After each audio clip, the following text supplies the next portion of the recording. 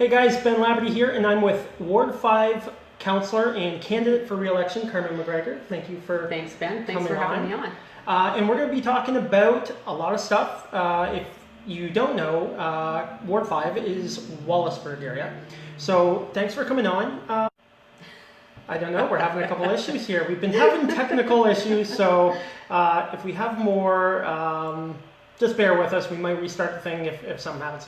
Okay, so thanks for coming, and tell us a little bit about you. And you're on council already. Yes. And where do you represent? Because when you say wards, everybody knows Ward 6. Yes.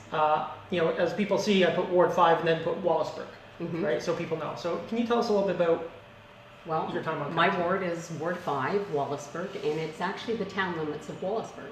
So we have Ward 4, which goes all the way around us if somebody looks on a map, but we go to the municipal limits for the town of Wallaceburg, or the old town of Wallaceburg limits. So, you know, out Dufferin Ave, we stop before the nursing home.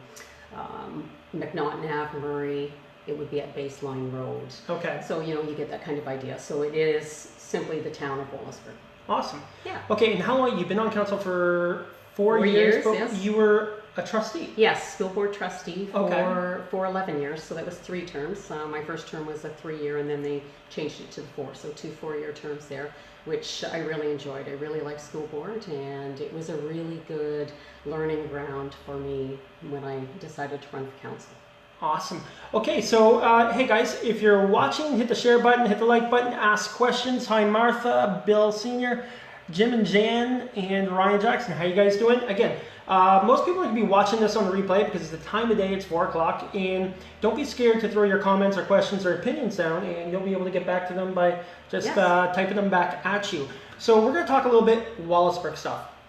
Okay, what is the Darcy McHugh floodway? Okay. Well, I think all of us in Chatham-Kent are quite experienced at floods. Yes. And the Darcy McHugh floodway, or the Darcy McHugh Dam, was installed after, and I believe it was the flood of 1967, or maybe 1969. And Wallaceburg was flooded, majorly flooded. Okay. And so at that point in time, there was some money that went both municipally, federally, provincially, and they put the dam system in, and it's actually a diversion. It's not a true dam, but it goes just outside of Wallaceburg, and I think it's kind of between Lambton 1 and Lambton 2, maybe into Lambton County. But what happens is when they close that dam, it diverts Wallaceburg, or water around Wallaceburg, from coming down the Sydenham, and then diverts flooding areas in Wallaceburg. Awesome. Yes. Okay, so now we know a little bit about that. Let's see what else is going on in Wallaceburg. School safety zones. School safety zones. This is one of my favorites, and we worked a lot on that with a lot of great ladies in town, Crystal and Adrian, if you're on there and you see this. They worked very, very hard. When we did the reverberation of the Murray McNaughton Street, they removed the 4-way stop at the corner of Riom and Murray Street, which is very close to one of the... And that's the one I read about being controversial and people being happy and upset all at the same time? Yes, all at the same time. Okay. So, yes, it made it easier for people to drive straight down Murray Street, but not so good for kids crossing when school started. And we had all this construction going on at the same time, so a lot of people were avoiding McNaughton and taking Murray Street. And so, you know, they would get up to a speed and, you know, one that's not safe for children if they're running across the street, especially when the 4-way stop was removed and the crossing guard was removed. So all of that happened within a short period of time, very dangerous for the kids going to school. And it was also a bus stop area for the other public schools where kids are getting on buses. Right. And there's a handy bus that's operating right in the area also. So we worked with the parents. The parents were so good. They worked in not only just the 2 that I mentioned, but an entire group of parents worked that corner. And I brought a motion to council to have a pedestrian light put in. So a pedestrian activated light put in there. And but my motion also asked for school safety zones to be installed. So yes, we did after a bit of time, and we hurried it up. Actually, they moved some mountains at the municipality for us, and we got that light in for the kids before it got too cold. And And then the safety zones were a follow-up. They had to do some studies, traffic studies around the school and such.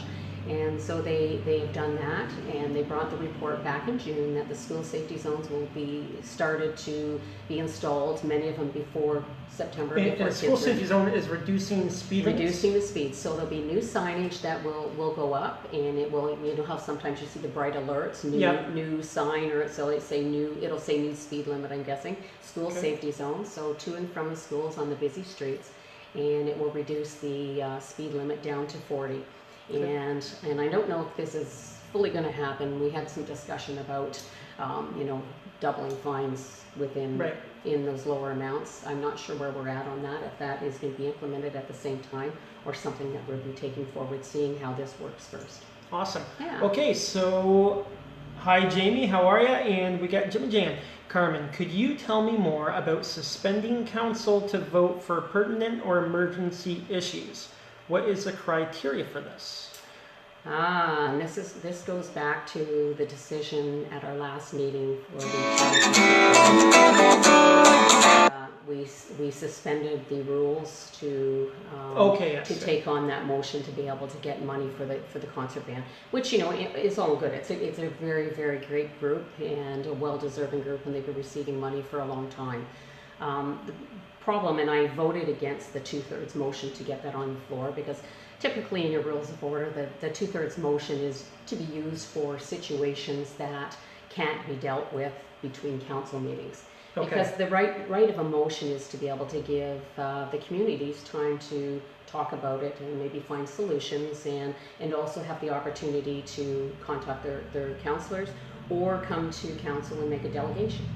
So when you suspend that, you eliminate any form of community consultation. So you're removing the transparency from the issue. So it's one that it's kind of a bit of one of my pet peeves, but and I want to work to change that, because I think that we need to save those rules for emergency or issues that cannot wait until the next council meeting.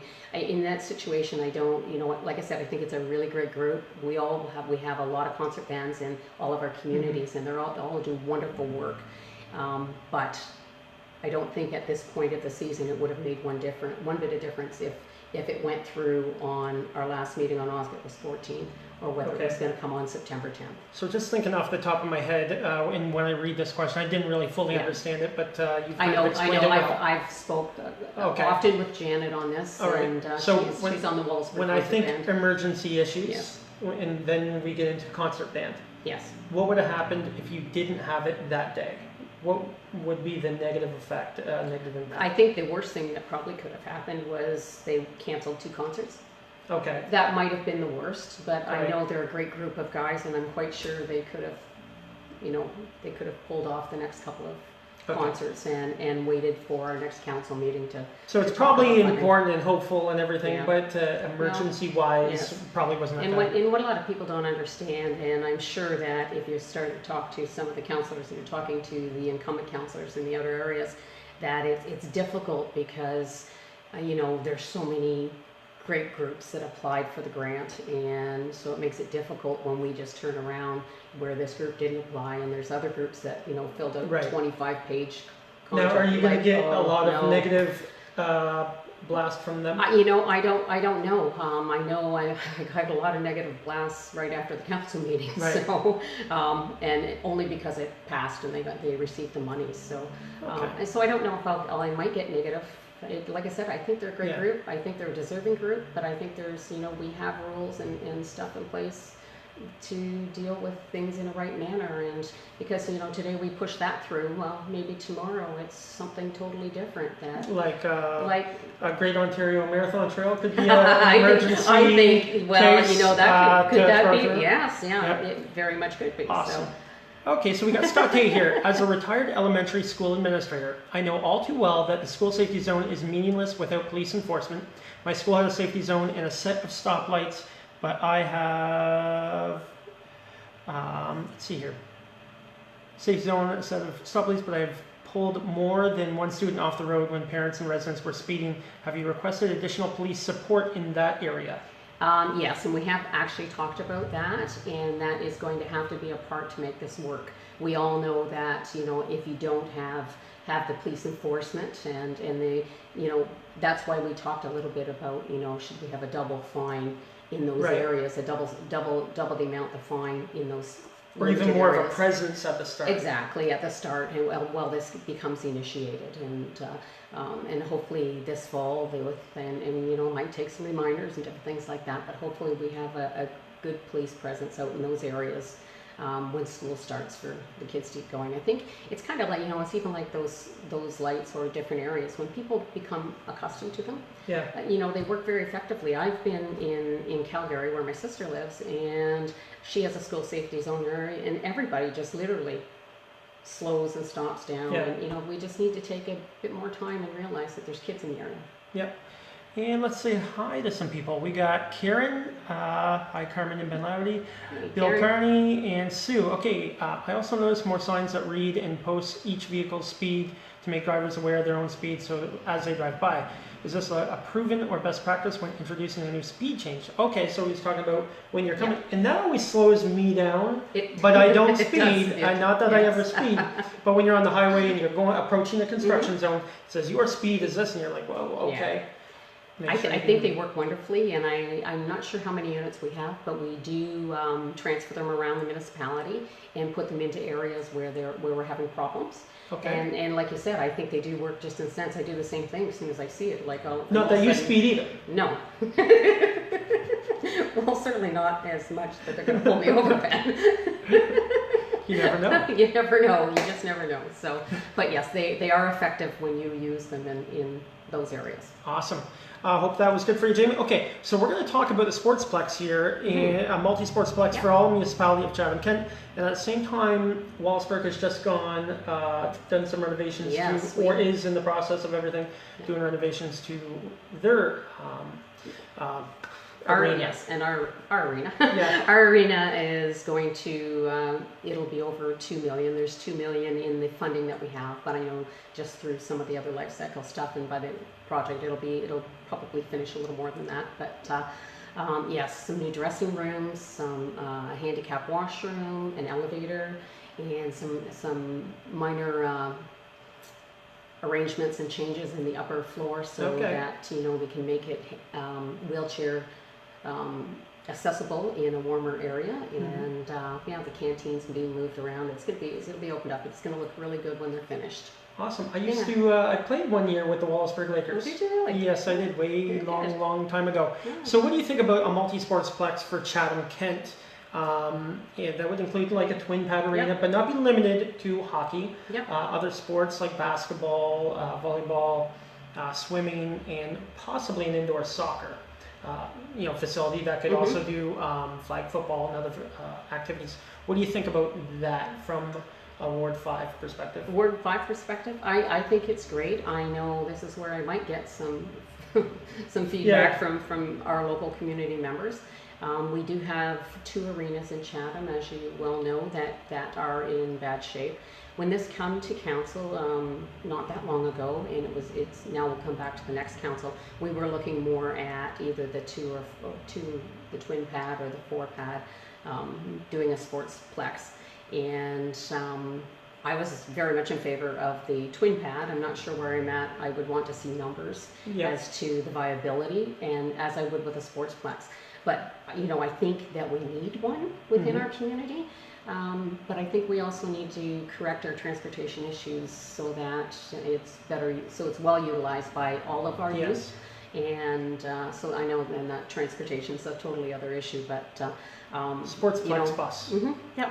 Nope. I will always I think we need arenas and sports centers and in all of our communities. It would be really nice if we could have those community hubs in each community that sported an arena, maybe an indoor pool, all of that, indoor soccer, because it would be fabulous. We just don't have the numbers and the population to be able to do that. So yes, I would love to see it, but first I would have to, before I would, commit to making a decision on it, I would really need to see the numbers on it and how it would play back to the taxpayers of Chatham. Awesome. And I think we Chatham, need Kent, Wallace Street. yes, and I think we need all levels of government. And you have experience lobbying.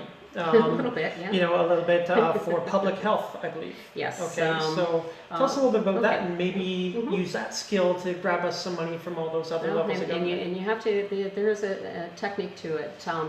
I sit on the provincial board that represents 35 public health units across Ontario, and I got into that representing Southwestern Ontario, and our Board of Health is how I started. But once I made it to the provincial level, actually as president last year, and it was a year, for anybody that is familiar with public health, they were talking about an expert panel that was going to come in and maybe change all the public health units to align with all the lenses, and luckily that didn't go through, because that would really it would really endanger the services that are being provided in our communities right now.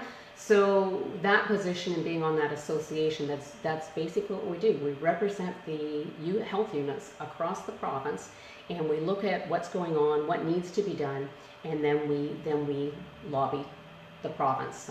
We provide other services like training and conference work and different things for health units. But yes, for lobbying, you know, we get our information together. We work with all of our associates, and it's like when you're with the public health unit, it's you know, you have a swath. We're working with the medical officers of health, all the associate like nurses and the different health practitioners, and in the different careers, I guess. The word's slipping me there, so you're worried about my talking. So yeah, so we take all of the issues that are going on out there and support the programs, whether it be, you know, the needle replacement program that goes on, dealing with opioids, which there is a major opioid crisis. And you need those different programs in different communities. So that's, you know, I learned to do a bit of lobbying, and we would go with, you know, the president of the different associations and with our director, and meet up and go to Queen's Park and sit down and talk to them.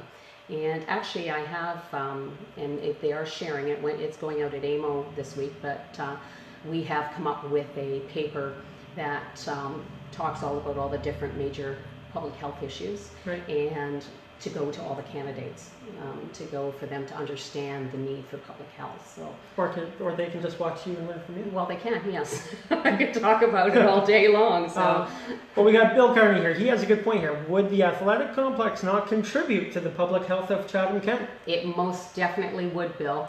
And we need all of those areas, but we also have to understand that no matter what we look at, we need to work, you know, towards this bike trail. Okay. The Great Canadian, or Great Ontario Marathon Trail. Yes.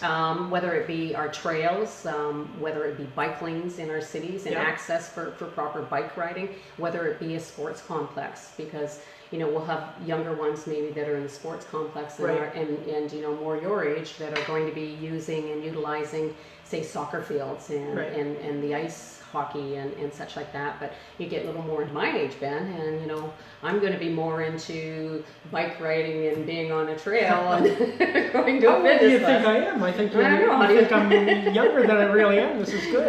Yes, but I'm 10 years older than Chris June, so. Okay. That helps. All right, we got Janice Lally. Hello, Carmen. Jamie just wanted to make sure that we know that she doesn't speed either. Yes, you did, Ben. Bill Carney actually got me on the Wellsburg Lakers back in the day. Jamie Sue, what about an indoor skate park as part of the design for a sports complex? And I think that's something that you got to consider a bunch of stuff at the same time, right? We already did that. And Brian, Carmen rocks.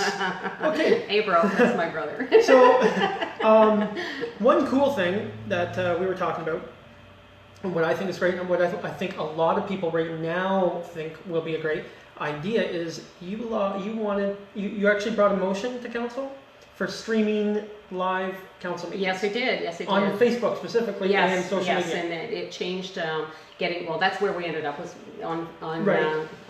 Facebook, and your TV is doing the live streaming now, so that if you do not have Cogeco, and a lot of us don't, if you get out into the rural areas, we don't have the infrastructure that allows us to have Cogeco or the landlines and such. So if you're in that situation, then you weren't able to see the council meetings. And it's amazing. I'm amazed at how many people actually watch the council meetings. Mm-hmm. The nice thing about it with the live stream and the video, that if you wait until after, like some might do with this, they don't have to watch the whole thing. They can kind of speed through it. They can speed through it to get to whatever issue it is that they're interested in on the council page, which is a really nice feature. But actually, Brock McGregor had brought some motion also. Is he related to you? Actually, no relation whatsoever. Okay. It's a lot of confusion. No, we're C. McGregor and B. McGregor on council. Well, there's a lot of Labadies in Walsburg. Yes, there and are. I don't know any of them, and not related to them, but I get questioned all the time. Yes. So I was very happy that it took about a year from. And I can't quite remember what all of Brock's were, but I think Brock's had more to do with revamping our website and making it more accessible and easier access for people to get to information. But mine was directly to do with streaming and getting live streaming of council meetings. And I think what also would be great, especially on Facebook, is you get the real-time comments from people and what they're thinking. And we do this here, and you'll see it after as people comment. They might read something later and touch it, that you can respond, or a council can respond, or at least know what people are thinking out there in regards to some issues. Because a lot of what council is listening to the public and going that way. Mm-hmm. When you have no engagement from the public and they don't have a way to talk, you guys are all guessing. That's right. And hoping for the best based on... You make your decision based on what you think is going to be best for the community as a whole, right? But yes, we need communication. Now that the streaming on Facebook Live right now is being done by your TV, so any messages that are going through at that point are going to your TV. It's not being monitored live during our meetings, so we've talked about that. Might be a next step. If we get enough people that are participating that way, then that could be something maybe we could look at down the road. Cool. I'll do the live streaming, and I'll engage everybody. Okay, how about that? One passionate, community caring person. Okay, I support an idea of transit that works for all people, even though it's not a 9-to-5 service. The bus system, I feel, is lacking. People need a service that works for those on shift work as well. And sometimes you type a lot of stuff here and I can't see the rest. As well as Sundays, what is your feelings about transit and interurban transit? I feel that the intertransit is definitely lacking right now. It is something we need to work on. We have been trying to work on different methods of transportation throughout the community, and I know I've heard it with some of the other councillors here about our motion that went through and trying to change our bylaws and regulations to allow services like Uber and sharing and ride sharing. It's not a problem that is just isolated to Chatham-Kent. Right. It is a problem for all rural Ontario, and probably all rural Canada, but all rural Ontario. So it makes it very difficult, and it's something that we have to keep and continue to work on. Last year, there was a really great committee, and it was the Smart Cities Challenge that was going on. There was a lot of really, really good transportation ideas that came out of that. We are unfortunate we're not successful in receiving that money, but it doesn't mean that we're going to stop working on it, and we still have people working on it, and we'll continue to work on it until we get it right. Awesome. Hey, Jeffrey Komisky, I didn't see you at 6 a.m. walking group today, my friend. Okay, so we got, I want to talk about the rail line to make it possibly a trail, but we also want to loop in there bike infrastructure, trails, and everything at the same time. So we'll start with the rail line that you guys already have. And what's cool is that you're in Ward 5, you're in Walsburg, and that goes from Walsburg to Chatham. And it kind of combines 3 different communities. Yes, you got Dresden in there, Walsburg, and it's quite the trail. Now, the likeliness that anybody's going to go out there and be crazy enough just to run it in a day, probably unlikely. But it is connected, and you can bike. You can do that, or ATVs. There's a lot of possibilities, and it's just being able to say we can connect it Yeah. is one kind of cool thing. But where do you stand on that kind of idea? Well, let's start with the ideas for the rail For line. the rail line. Right. Well, first we're going to have to see about, how the sale goes through and when the sale goes through. But personally, I like the idea of a trail, and I like the idea of connecting the trails. There's such an amazing trail system, all along the St. Clair River that could connect. And there are designated trails that are out there that have been identified. They're not in place yet, but there's a Wallaceburg Trails Committee and there's a Chatham-Kent Trails Committee. So they work on all of those ideas, and as we have funding and money and can afford, it's getting piece by piece. If it was to happen that the rails were gone, it would still be an amount of time, or a major amount of time, to be able to get that fixed. And get that to the point of a trail. I really like the idea. Now, I will tell you though that I have heard from a couple of local farmers that do not like the idea, that back onto the rail, and they would like the option to be able to purchase their portion of it, and because they are in more fear of damage to their crops, or I live with the rail at my backyard right now. And we do get a lot of ATVs and bikes out now, and most of them are very respectful, but there's an odd couple. One week put a nice tree line in along with the conservation, and our neighbor calls it the McGregor animal corridor or whatever, but there's bird boxes and different things, trilliums planted in there, thanks to my neighbor, because she brings her 4-H group back there, and they do a lot of stuff in the trail. But it does occasionally get ATVs running through there, running over the trees. So I can understand the farmers' concern, but I think if we did it right, it's an amazing opportunity to have that connecting trail. Because just think, like, if we could have that, what is it, about 30? It's 26.2 miles, the exact distance of a marathon. Oh, that's why it should be called the Great Ontario Marathon. Very good. Right. So rarely, because I remember I've run marathons. I'm actually going to be running from Mitchell's Bay to Rio to raise voter awareness. Via Wallaceburg, right? Yeah. But when you see 26.2 and you're like thinking, that's a marathon. Well, how often does somebody ever buy a marathon's worth of distance on anything? So that was kind of neat. Let's see here. Jim and Jan, when are your signs available? Well, I think they're going to be available by this weekend. Okay, and they can just get a hold of you. If you want a sign or you want to help out our campaign, please contact me. I could use some help. So I'll be starting to go door to door, and it's always fun to get a few people to go with you, and I'd love to have somebody walking in their neighborhood with me. So, anybody's interested, I'll come and get you, and we'll go talk to your neighbors. And on a side note, if you are interested in politics and you want to learn more about the community and get yourself out there and learn for yourself, find a candidate that you like and go out and volunteer with them and learn with them, because it is a great opportunity. We get it once every 4 years to learn about what people think, especially anybody getting into any job with the public. It's a good experience to get out and go talk to people. So contact Carmen or any other candidate that you want, and you can learn that way, especially young kids, and it's a good way to get involved in politics and that. Let's go further here. What else do we got to talk about? Well, do you want to ask me about downsizing council? It seems like everybody else has got that question. I'm surprised somebody's asked that. Yeah. Let's talk about the possibility of downsizing council. I mean, they're doing it in the Toronto area, possibly. Yeah. And it could come our way, and it could be forced on us. Who knows before the next election. Personally, I would like to investigate it. And, we've had different opportunities and different motions that have come, and some you can only do in a term. And I had looked to realign Wallaceburg right after the election last time, because there's so many pieces of Ward 4 right around us that it doesn't make a lot of sense, because our houses extend out past those boundaries before we hit country, and they really should be a part of Wallaceburg. But then that brought up once I wanted mine, somebody wanted theirs, and then it got nowhere once again.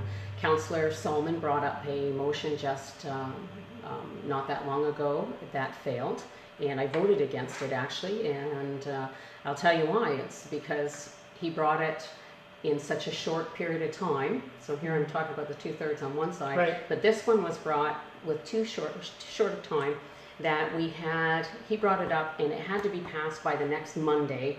in order to make the time limit to be able to put a referendum on the voters list.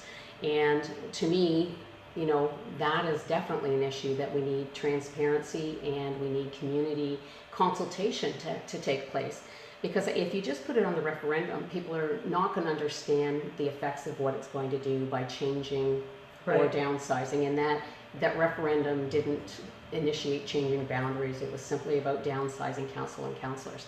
So, you know, it's a big area and it's a big area to cover. And if they want representation, then it has to be done in a proper manner.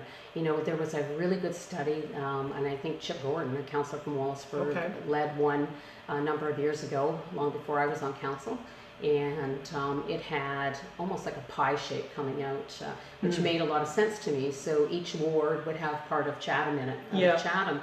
And I think you would get better representation because then whoever's running in those areas is representing everybody. Yes, yeah. Like so you would maybe lose some of that. Everything goes here, or you know, the disengagement we have from some of the other communities outside of, and trying to pull Chatham-Kent all together as one. So if you kind of came out in that peace parcel, then that person in Chatham is still representing Wallaceburg. Say it was mine, right? And I'm representing part of Chatham. So I think you would lose a little bit. You would see, at least you would lose it at the council table. You might not lose it as much out in the community until things, you know, progressed or you know, but you would certainly lose it around the council table of you know, often hear the urban-rural divide, right? So you would lose that, and I think that would be very beneficial. Awesome. Hey guys, hit the share button, ask some questions. And again, if you're watching the replay, which is most likely, if you hear stuff in the background, we are on the corner of Queen and Richmond at Crazy Corners, okay? We're going to do like a speaker's corner here or something at one point, but that's why you hear stuff in the background. We are right at the window. But hit the comments, ask questions, and again, if you're watching the replay, comment after, ask questions after. She'll get back to you. I will get back to you. And let's go. There's a good one here. Does volunteering for a campaign count towards the hours high school students need to graduate? Unfortunately, no. At least I don't believe it does. I could check into it, and I will, you know, is it Jamie? Jamie, yeah. I will definitely check into it and get back to you. But I'm not sure if that will qualify or not, because generally when you're volunteering your hours, you're with an organization, somebody's filling out paperwork for you and such. But I will definitely check because, Well, you can fill out some papers. Yes, I can. Yes, I can. I'm just not sure that they consider that, or if the school will consider that. But I will check into that, and I will come back to you, Jamie. I can probably find that answer out tomorrow. It would actually be a good idea for the schools to do that, to get the youth engaged in politics, especially with our low voter turnout, and the youth are the hardest people to get out voting. So, Jamie, I think you're on something with the idea there. I think they actually do that at some of the high schools. I don't know about all of them, but I know in Wallaceburg, when it's provincial election time or federal election time, they actually have voting that goes on in school for the parties. So, and that's pretty cool. So they learn about the parties and the politics. And Karen agrees with extending parts of Ward 4. What's with the dance music, Ben? Bill, I do this all from a phone, okay? So I also work in real estate, so the phone, I forgot to hit the mute button. So that's why you're getting some super dance music. Okay, so we didn't cover bike infrastructure too much here. So let's get back to bike infrastructure. Every other area that I go to it seems is so far ahead of us in the municipality of Chatham for bike infrastructure.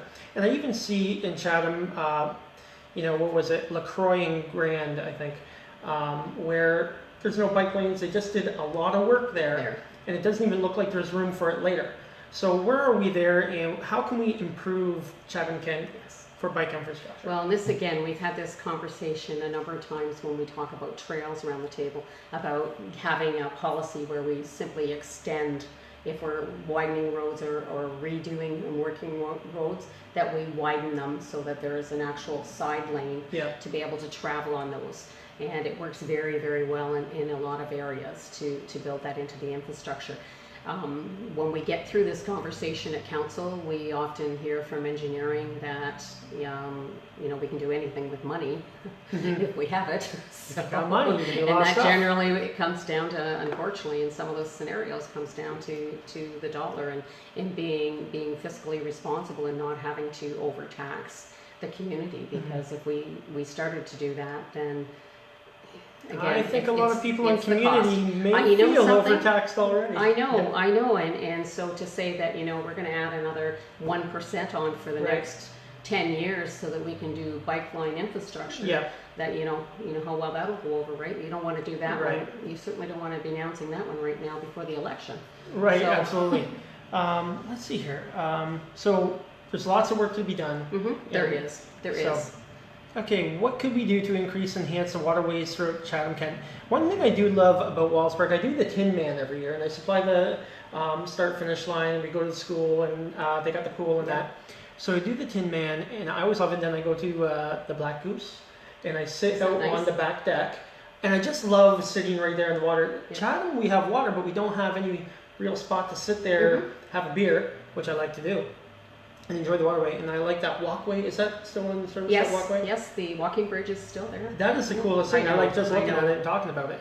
And- So what can we do to enhance the waterways throughout the city? Well, and I think we have to work to beautify, our areas in our downtown core. I think Wellsburg is so beautifully positioned because we have a large basin right in the downtown core. Yes. With the Legion on one side, the library on the other side, and then of course we have the south side, which Right. needs to be improved. So I think, and it could again take a lot of years, but I think we need to look at enhancing.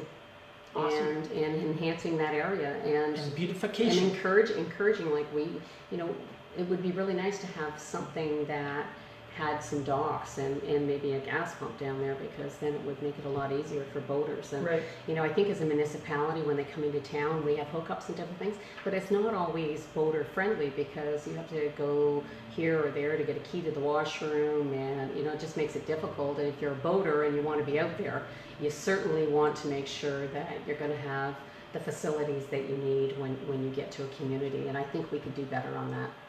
Right. Okay, what do you feel about comments we hear that there's nothing for the kids to do in Wellsburg, and do you feel that it is the municipality's role to fill any gaps? I don't. It's kind of I think if you're a youth in the community and you want to find something to do, there's in all of our communities, there's lots to do for our youth. And I think some of that has to come through home guidance. I don't necessarily think that it's the municipality's job, or I don't think it's the municipality's job to entertain everybody. I think it's our job to put the infrastructure in place for them to go out and entertain themselves. Okay. Simply like whether it's a skateboard park, whether it's a trail, or whether it's maintaining and keeping our libraries and arenas in, so that we have places that they can go, they can utilize. But as far as, I think, like, I'm not sure that, if the community, somebody said to me in the basin, be a really great place to put one of those big water blow up things in this, so that would be so much fun for the kids to play on all summer. I think it's an absolutely excellent idea, but I think that needs to be a community initiative. And the municipality is always willing to support community initiatives and get behind different projects and help as far as, where do you go to find funding, how do you find grants, what is allowed, like what can we put in this place. So I think the municipality can be a help and can be of assistance, but I don't think it's necessarily our job to be the entertainer. Awesome. Okay, we got a long one here from Bill. Let's see here.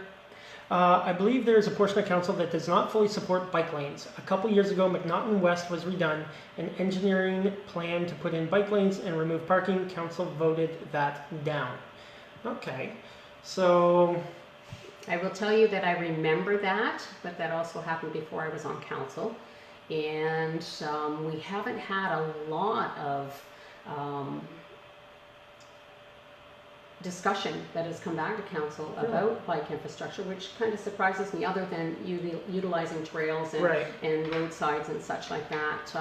I know from those decisions back then, there was a lot of communities that had the bike chevrons painted Yeah. throughout and along the sides where it was available. Like Murray Street in Wallaceburg was 4-lane at one point, and Okay. now it's basically 2, and like with a 3rd turning lane when you need it. But now we have the chevrons that go down. So I think some of that happened. I would say when it got voted down, sometimes things get put back on the shelf, and sometimes you have to pull them out, dust them off, and look them over again.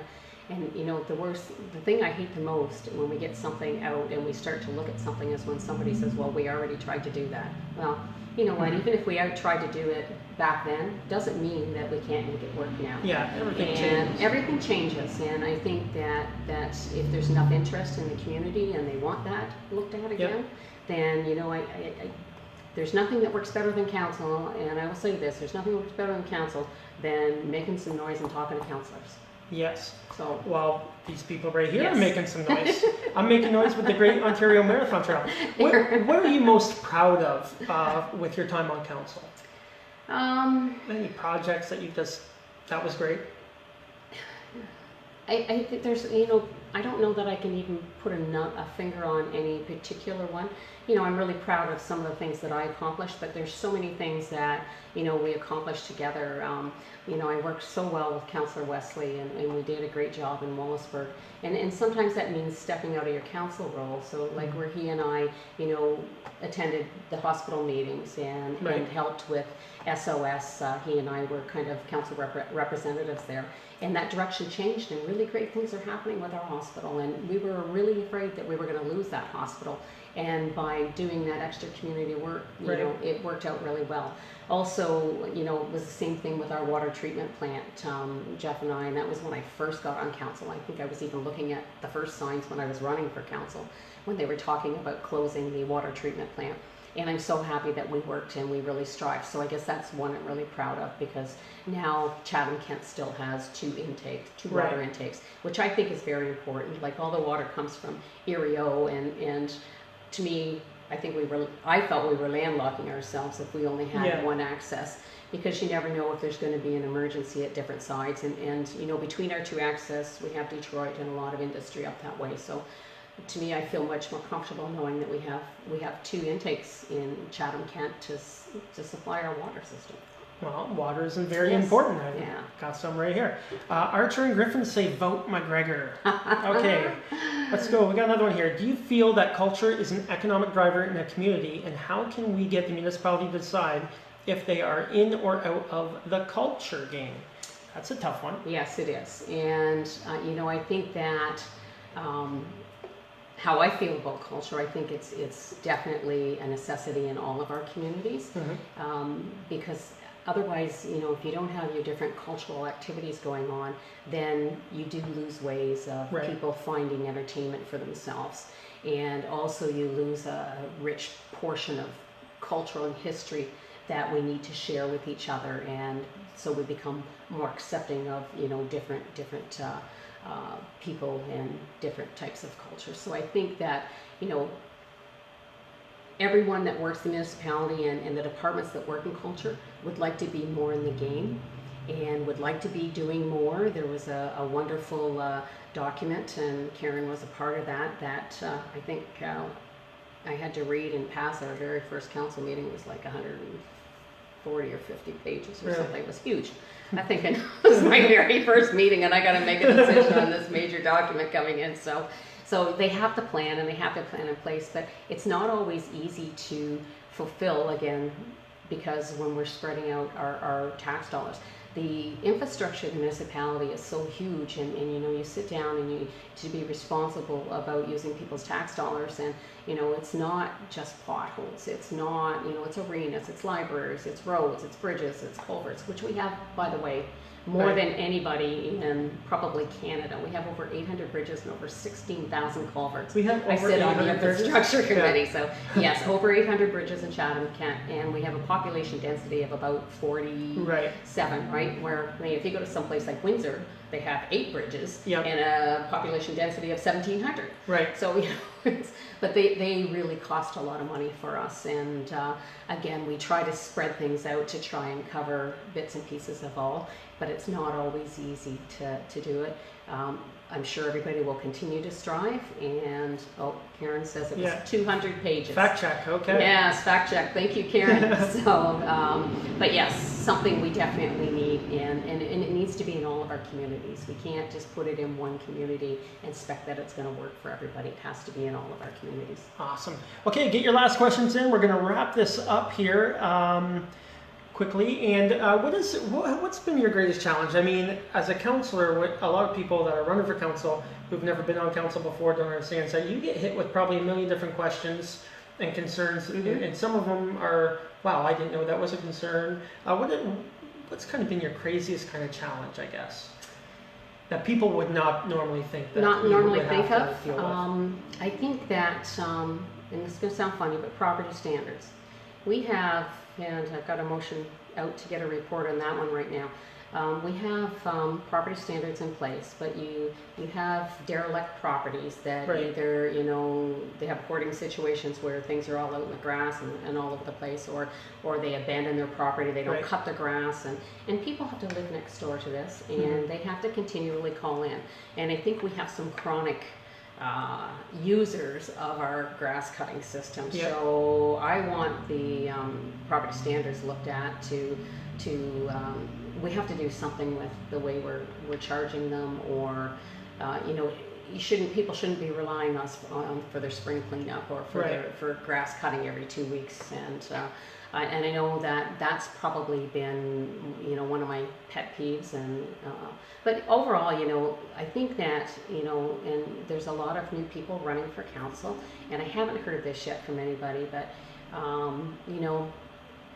go on to council, take all the mentoring and support you can get. It is I found it an extremely long period of time before you really get to know. The municipality is learning curve. There's the word I was looking for. See, I'm getting older. So But you think I'm young, so yes, that's good. Yes. Let's stick with that. That's good. So I think that it is a steep learning curve, whether you're into politics or not. My husband was in politics for 20 plus years before I got on. Okay. So, I lived with him coming home, and we talked about municipality for a lot of years. And then I was a school board trustee for 11 years. And I thought, well, I probably got it a little bit easier than some of the new ones coming on.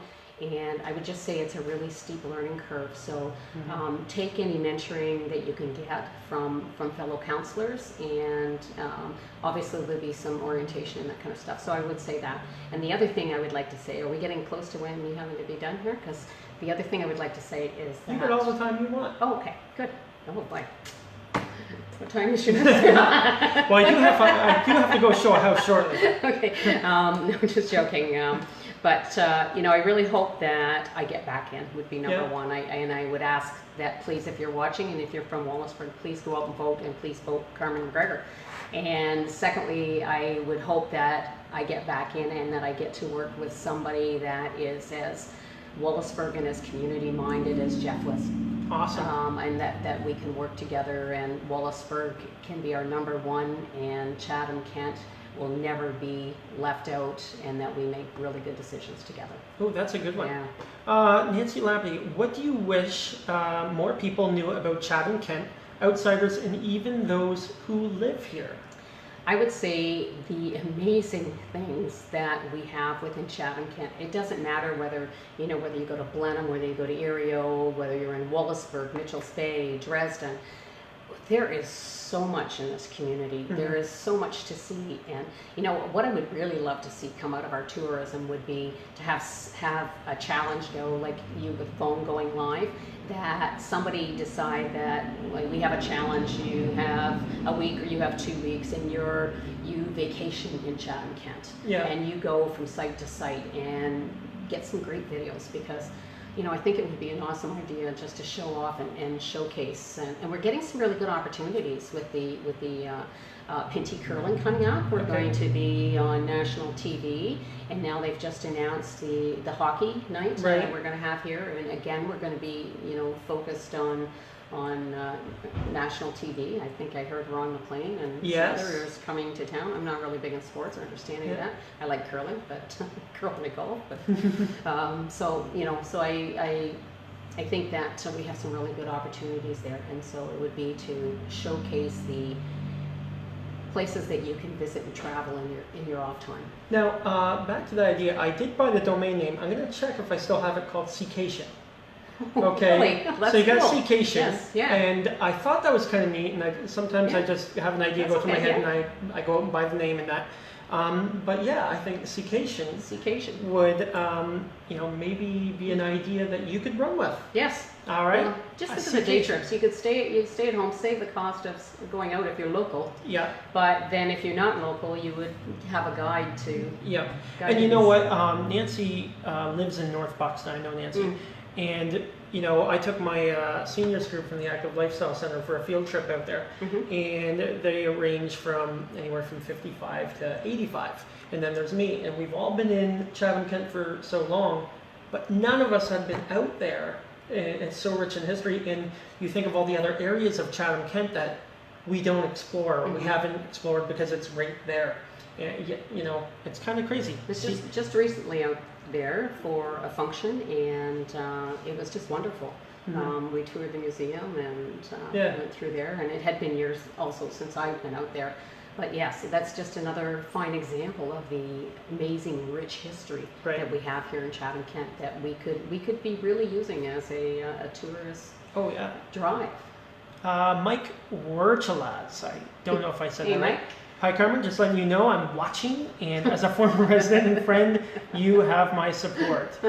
Karen, you just answered my question. Is there a bylaw in place that allows or denies homeowners in Chatham-Kent, Wallsburg, that allows them to have laying hens, lady chickens on their property? I have seen a chicken on a property here in Chatham before. Yeah. I think that the bylaws are more for rural. Okay. I don't think we have bylaws in place for having a chicken coop or whatever within in town limits within our communities. Okay. Now I could be wrong on that, and again, that's another one I'll check out for you. They'll give me homework for tomorrow. A couple of questions there that I'd be happy to answer. And but I think if you're just outside of town limits, then you get into an area that you're allowed. I'm not sure how many, but before you become an operation. But awesome. Joey Seipels, great advice, and I think he's talking about the advice about because he's running for council in I think Ward 4. I don't know. Ward 4, he is. Yes. So he thinks that's great advice. I know as a fact, St. Clair College has 3,000 students that want to attend in Chatham from India. One of the issues is housing for students. Has the college talk about housing shortage? Now, I think we've talked more about housing shortages in Ridgetown, and because I think they're putting the infrastructure there, and it's not necessarily always liked by the residents when we get student housing, because student housing comes with other issues. As if you've gone off to school, you probably have fond memories of those issues. I think housing is an issue all the way around. It's not just for students, it's for everybody. I do like that you brought up the college though, because I think that's somewhere in one area that I would really like to work on in my next term is that working with our schools to better educate our students to the great jobs that are here, because we have an abundance of jobs that we can't fill, and we try to help the different manufacturers and businesses, but we don't have the right skilled labor. So I think what we really have is a shortage of the proper training courses through our system, whether it be through St. Clair. I've heard a few people say, we should get the Burgess Active Burgess Center started back up in the high school in Wallsburg. But I also do know they moved the 7 and 8s, and I don't know where they would go if we started that again. But all great ideas, and we have to find a way to get kids transportation to and from those courses from all of our communities. And I think it's really good when kids actually do go away to go to school, but we ought to have things that want to bring them back if they do go away. I think it's a good learning experience for them to go and then come back and appreciate. But this is such a great community to be able to raise your children. I don't know how people do it in like downtown London or downtown Toronto. I couldn't do it, and there's not a day that I don't, and I do go for business here and there, and there's not a day that I don't come back and and totally love getting home and into this community. Yeah, as soon as I see those Chatham Kent signs on 401, I love it. It's like seeing the Canadian flag when you're coming back from the States. It's like, I'm safe. Yes. Pat Burrows. Hi, Ben and Carmen. Nancy, get away without going too far. And Nancy, Carmen is right. We have an amazing backyard, and we don't take advantage of it enough. And we got Craig McNeil. Water Street loves Carmen McGregor. 2 signs needed, 119 and 105 Water Street, please. Perfect. You've got him, Craig. Thank you. Okay, so thank you guys very much. Hit the share button, comment, ask questions. Everything, every view is always appreciated. It helps voters get informed. And if you can share this with others, great. If you like Carmen, share it so that more people can learn about her, especially if you're in Ward 5. And I'm just going to ask one last question. And what can you tell these people watching why to vote for you? Why to vote for me? I think that, well, I love what I do. I love my community. I love Chatham Kent, and I think that I've gained the experience through the last 4 years that would be very beneficial going back to council, especially with a lot of new councillors. So I'd like to continue what I now have under my belt and what I know to go back and work even harder for Chatham Kent. Awesome. Okay, and hopefully we'll have you back further in the campaign. Maybe I'll go to Wallsburg one day. It'd be nice. Yeah. Okay, so thank you very much, guys. Again, hit that share button. It's right there. All you have to do is touch it. And vote McGregor. And vote McGregor. In Ward 5 and 6. Awesome. Okay, thank you very much. Again, hit that share. If you're watching the replay, still comment, and she'll get back to you, and you'll put your information in so people can get a hold of you, especially for these people who want signs. And I've got a couple people too that I'll answer those questions and get back to them tomorrow. So awesome. Okay, thank you guys very much.